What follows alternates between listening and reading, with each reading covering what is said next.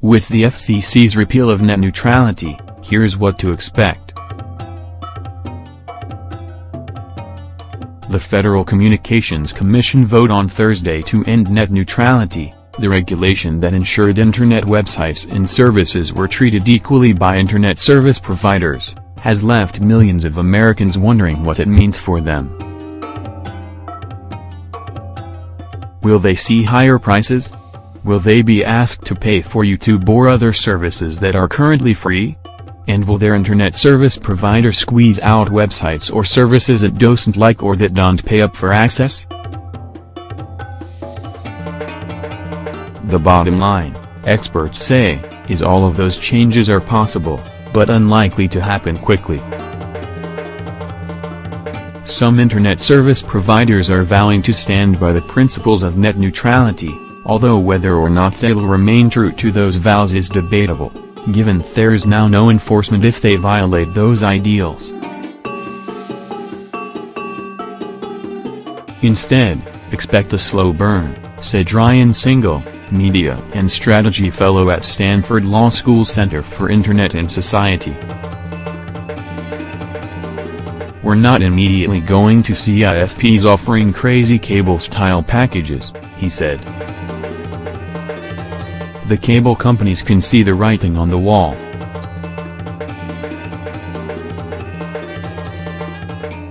What ISPs have wanted to do for a long time is figure out a way to charge additional fees for services online just to get to users at all. For instance, an ISP could demand that a service like Yelp pay $50,000 a month to reach its subscribers, he said. That could lead to the creation of fast lanes and slow lanes, where companies that agree to pay that fee would be given preferred carriage, with its content delivered faster to the ISP's customers. Smaller companies that don't have the resources to pay up could be shunted into the slow lane. There will be increased costs pushed out to companies, Singal said. Costs will go up for startups.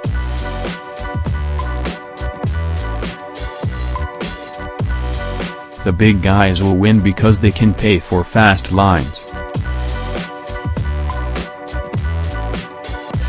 We're disappointed in the decision to gut net neutrality protections that ushered in an unprecedented era of innovation, creativity and civic engagement. This is the beginning of a longer legal battle.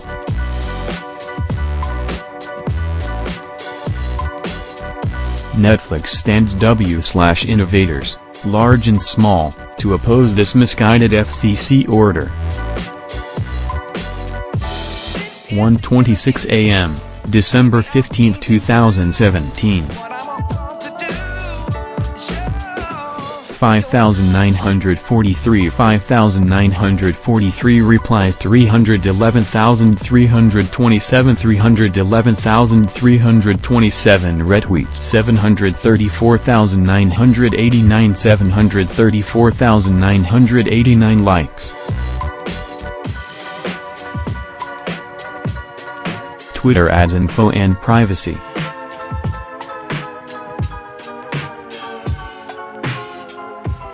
Mobile carriers could start offering you terrific deals for signing up to its own video service, just as your YouTube app starts suffering unexpected connection errors. Or you could wake one day to learn that your broadband provider is having a tiff with Amazon, and has slowed down its shopping site in order to extract business concessions. All of which would be perfectly legal under the new deregulatory regime approved Thursday by the Federal Communications Commission, so long as the companies post their policies online. Broadband providers insist they won't do anything that harms the Internet experience for consumers. What we have brought today will one day be apparent, and by then, When you really wake up and see what has changed, I fear it may be too late to do anything about it, said Mignon Cliburn, one of the two FCC commissioners who voted against the repeal. The FCC vote.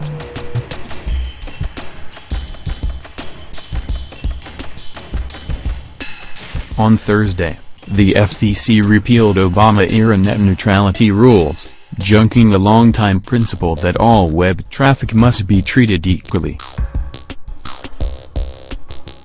The move represents a radical departure from more than a decade of federal oversight. The big telecommunications companies had lobbied hard to overturn the rules, contending they are heavy-handed and discourage investment in broadband networks. What is the FCC doing today? Asked FCC Chairman K.N.B.T, a Republican. Quite simply, we are restoring the light touch framework that has governed the Internet for most of its existence.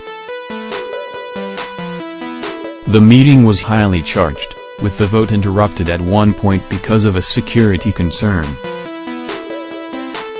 Protests have erupted online and in the streets amid worries that cable and phone companies will be able to control what consumers see and do online. The worries cut across party lines, with a University of Maryland poll finding that 83% of voters favored keeping net neutrality intact, with 75% of Republicans and 89% of Democrats backing the regulations. What happens next?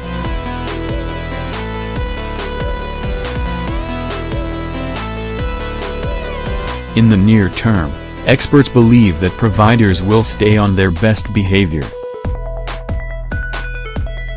In part, that's because inevitable legal challenges to the FCC's action will keep the spotlight on them. Public interest groups such as Free Press and Public Knowledge have said they'll be involved in litigation against Pay's rules.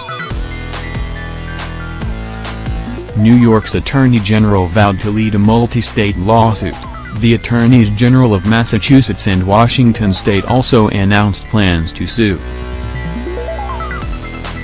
The fact that Chairman K.N.B.T went through with this, a policy that is so unpopular, is somewhat shocking, said Mark Stanley, a spokesman for the civil liberties organization Demand Progress. Unfortunately, not surprising,